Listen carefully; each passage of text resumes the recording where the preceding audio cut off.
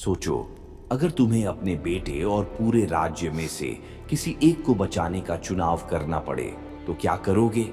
क्या तुम अपने लहू के रिश्ते को बचाओगे या मातृभूमि की रक्षा के लिए अपने जिगर के टुकड़े की बलि दे दोगे?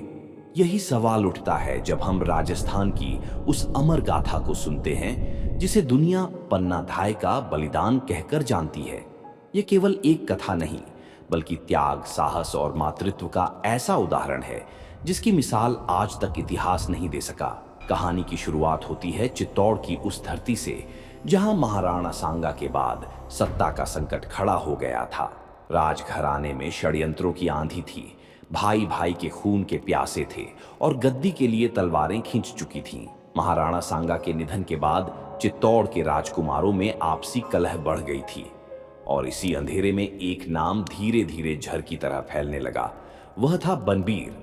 कहते हैं कि बनबीर में महत्वाकांक्षा इतनी थी कि उसके लिए रिश्ते, वचन और खून कुछ भी मायने नहीं रखते थे।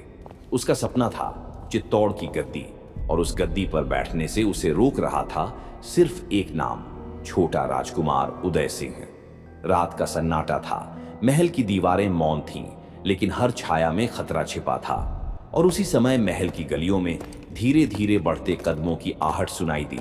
तलवार की चमक अंधेरे को चीर रही थी और उस तलवार का मालिक था बनबीर। उसके इरादे साफ थे, आज उदय सिंह को मारकर वह सदा के लिए गद्दी का वारिस बन जाएगा। लेकिन विधि ने शायद कुछ और लिखा था, क्योंकि उसी कमरे में मौजूद थी एक स्त्री, एक माँ, एक दासी।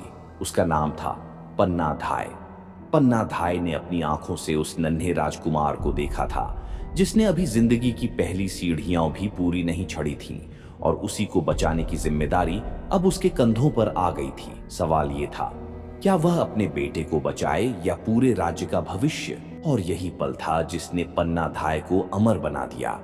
कहते हैं बनबीर जैसे ही कमरे में घुसा, उसके चेहरे पर खून की प्यास झलक रही थी। तलवार खींच चुकी थी और उसकी नजर बिस्तर पर लेटे बच्चे पर थी। पन्ना धाय ने बिना एक पल गंवाए इतिहास का सबसे दर्दनाक निर्णय लिया। उसने अपने बेटे चंदन को राजकुमार की जगह बिस्तर पर सुला दिया और असली उदय सिंह को एक टोकरी में छिपाकर नौकर के साथ बाहर भिजवा दिया। सोचो, वो माँ कैसी होगी जिसने खुद अपने हाथों से अपने बेटे को मौत के मुंह में सुला दिया। कैसा दिल होगा उसका जिसने माँ होने के हक से बड़ा मातृभूमि का कर्तव्य माना। जब बनबीर ने तलवार चलाई तो खून की धार बिस्तर पर बही। मासूम चंदन की सांसें थम गईं और पन्ना धाय की आंखों में आंसू नहीं, बल्कि आग थी। ये आग उस वक्त की थी जब उसने इतिहास को बदलते हुए देखा।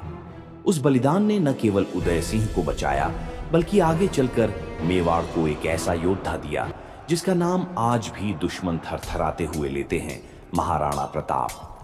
अगर उस रात पन्ना धाय ने अपने बेटे की बलि न दी होती तो शायद उदय सिंह बचते ही नहीं, और अगर उदय सिंह नहीं बचते तो प्रताप का जन्म भी नहीं होता।